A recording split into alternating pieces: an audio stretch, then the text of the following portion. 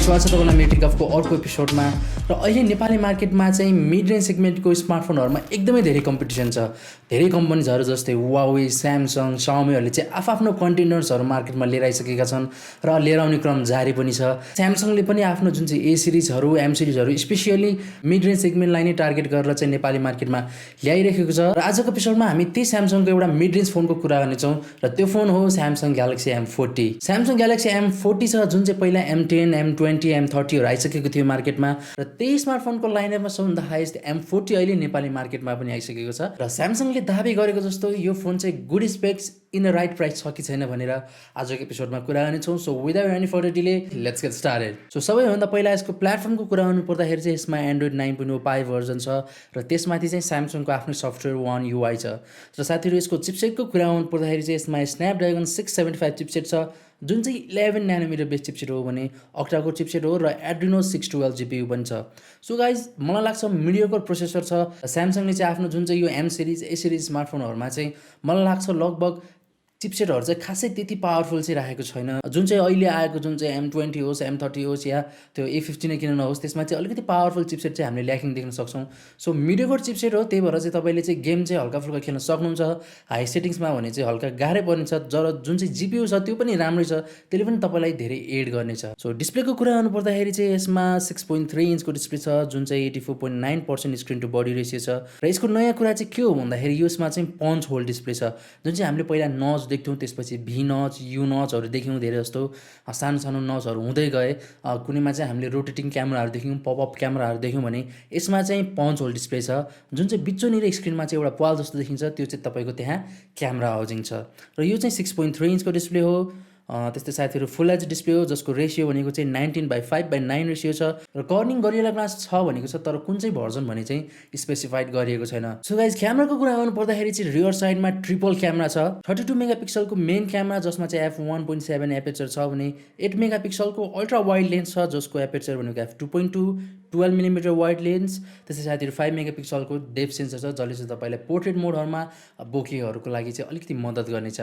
त्यस्तै साथीहरू भिडियोको कुरा गर्नु पर्दाखेरि 4K भिडियो छ 30 FPS र फुल एचडी भिडियो पनि 30 FPS छ। तर यसमा फुल एचडी भने चाहिँ तपाईँले 60 FPS या 120 FPS मा चाहिँ खिच्न सक्नुहुन्न, त्यही भएर चाहिँ स्लो मोसन भने यो फोनबाट चाहिँ एभाइलेबल हुँदैन। र साथीहरू सेल्फी क्यामेराको कुरा गर्नु पर्दाखेरि चाहिँ सिङ्गल क्यामेरा छ जुन चाहिँ पन्च होल डिस्प्लेको कुरा गरेको थियौँ हामीले, त्यो डिस्प्लेमा चाहिँ अगाडि जुन चाहिँ होल थियो त्यसमा चाहिँ तपाईँको क्यामेरा छ र 16 मेगापिक्सलको f2.2 एपर्चर भएको क्यामेरा छ। र साथीहरू यसमा चाहिँ फिङ्गरप्रिन्ट सेन्सर रेयर माउन्टेड छ, पछाडिपट्टि अन द डिस्प्ले छैन।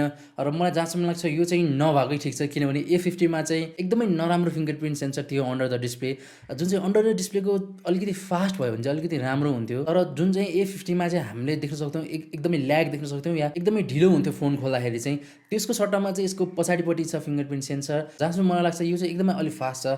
Not the fastest I have tested जुन चाहिँ आइफोन या तपाईँको स्यामसङ, वान प्लसहरूको जस्तो चाहिँ एकदम फास्ट चाहिँ छैन, तर जुन चाहिँ हाम्रो नर्मल्ली तपाईँको अन्डर द डिस्प्ले भन्दा चाहिँ अलिकति राम्रै अलिकति फास्ट नै छ। सो गाइज ब्याट्रीको कुरा गर्नु पर्दाखेरि चाहिँ 3500 mAhको ब्याट्री छ र 15 वाटको फास्ट चार्जिङ सपोर्ट पनि गर्छ यसले। र मलाई जहाँसम्म लाग्छ 3500 mAhको ब्याट्री इज अ डिसेन्ट, किनभने आजकल चाहिँ फोनहरू 4000 या 5000 को पनि आउन थालिसकेको छ। 3500 mAh ब्याट्रीमा 675 को स्न्यापड्रागन चिपसेट चाहिँ मलाई जहाँसम्म लाग्छ तपाईँलाई एकदमै राम्रो नै क्यापेसिटी दिनेछ।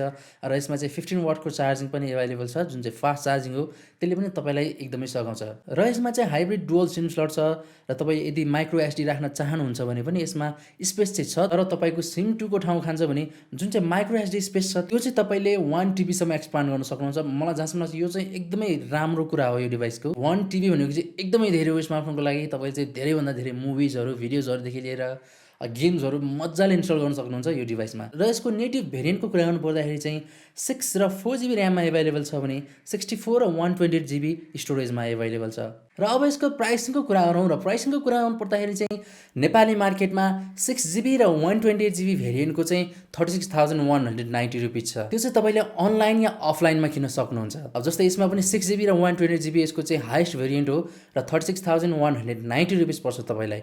So I think the device चाहिँ यदि चाहिँ 32 या 33 होइन त्यति भएको भए चाहिँ एकदमै हिट हुन्थ्यो यो डिभाइस चाहिँ। यदि त्यो प्राइस रेन्जमा एभाइलेबल भएको भए चाहिँ I think the phone would be really good. तर यो प्राइसिङ पनि नराम्रो भने चाहिँ होइन। अफकोर्स हामीलाई थाहा नै छ नेपाली मार्केटमा चाहिँ एकदमै धेरै प्राइस फ्लक्चुएसन हुन्छ इन्टरनेसनल मार्केटको भन्दाखेरि।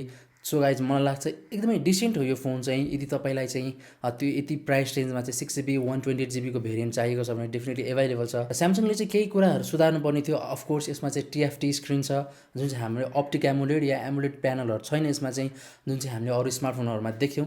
यसमा चाहिँ TFT स्क्रिन छ जुन चाहिँ खासै त्यति राम्रो भने चाहिँ हुँदैन। सो गाइज त्यो कुराहरू चाहिँ कन्सिडर गर्नुपर्छ। र यसमा हेडफोन ज्याक पनि एभाइलेबल छैन। यदि तपाईँलाई चाहिँ त्यो डिल ब्रेकर हुन्छ भने definitely not a device for you, किनभने हेडफोन ज्याक छैन। यदि तपाईँसँग वायर्ड हेडफोनहरू छ, जस्तै महँगो वायर्ड हेडफोनहरू छ, यदि तपाईँ चाहिँ त्यसमा सुन्न चाहनुहुन्छ भने डेफिनेटली नट अ डिभाइस, किनभने यसमा हेडफोन ज्याक छैन। तर बक्समा भने चाहिँ USB-C हेडफोन नै एभाइलेबल छ।